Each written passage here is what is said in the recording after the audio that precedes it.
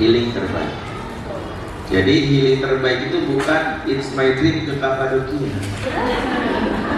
bukan ke Maldives, bukan ke Wakanda, atau ke Revo, mau Revo, bukan.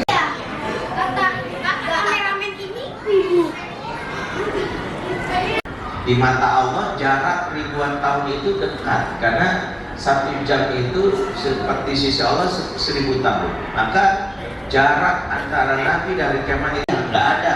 Kiamat makin menjauh itu. Semakin bertambahnya usia bumi, tentu semakin dekat kepada datangnya kita. Makanya di antara yang hari ini kita pelajari, bagaimana kita mendidik anak yang semakin dekat kepada tanda-tanda hari kiamat, khususnya di akhir zaman. Datang kepada manusia tahun-tahun penuh hoax. Sanawat itu jamak dari kata. Jangan berpikiran hoax ini hanya seputar urusan pilpres, pemilu. Hoax. Pertanyaannya, kenapa ada hoax? Ini latihan buat kita, termasuk anak kita. Data, bisakah kita untuk bisa membedakan?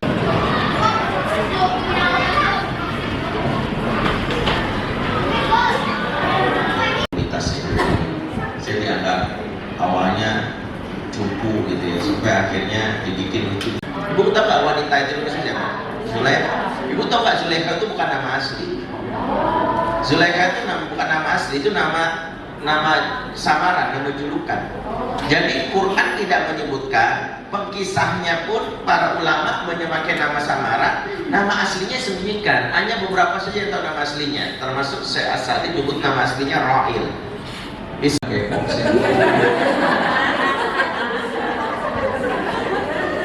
berarti isi kajian Yuyun ini ada kisah seorang siapa Ustaz? Nanti saya tahu Ustaz siapa. Ibu fokus sama Ibrahimnya. Ya, udah disembunyiin sama Allah masih kepo juga. Bisa mengikuti yang benar. Kalau kita aja mudah terpukau dengan sesuatu yang salah, bagaimana anak kita tidak mudah terpukau? Dia akan mengikuti pola dari ibu dan bapaknya. Makanya ini juga. Ya, itulah kenapa suka-sukanya kita sama orang, tapi kok ada perilaku dia yang bertentangan syariat, kita kadang-kadang saya akan dukung orang yang, artinya jangan berpikir gini, pokoknya salah atau benar dia tetap didoakan. Kamu bukan senang klub pilih lah, malas sih. Setelah kemarin dia deklarasi menyetujui LGBT, malas banget. Aku ganti aja klub yang kira-kira masih aman lah, bahkan masih ada muslimnya gitu. Masalah Liverpool kan, oh gitu. Jadi dia tahu ngefans boleh, tapi begitu enggak ada. Makanya kalau patokannya adalah ini, sama manusia nggak usah lebay. Sama fans kita, sama capres-capres ini, ketika dia melakukan enggak ada. Paling kalaupun kita tetap memilih, pilih yang paling kecil keburukannya itu aja. Tapi kalau fans berlebihan apapun di kita, ini juga salah satu yang matinya akal sehat di zaman now ini, terutama di kalangan muslimin, yaitu menghambat kepada manusia, bukan kepada Allah lewat syariat.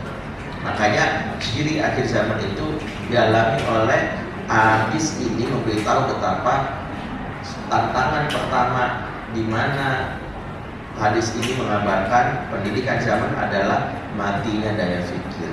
Jadi hadis ini membuat kita belajar matinya daya fikir. Lebih banyak terpukau dengan emosi. Karena Nabi menyebutkan dengan kalimat yusaddiqu fiyal kadhib wa yakdzibu fiyas shadiq. Mereka membenarkan orang yang berdusta dan mereka mendustakan orang yang benar. Dikasih anak-anak yang rusaknya daya fikir, terbiasa mutasrah, inilah disebut para ahli fenomena disebut thinking shock atau lazy mind, malas mikir. Pengaruhnya apa? Nanti di luar temannya ngajak, ada pengajiannya Ustaz anak-anak itu kan, gue mau ikut aja, terserah lu mah. Bagus tuh.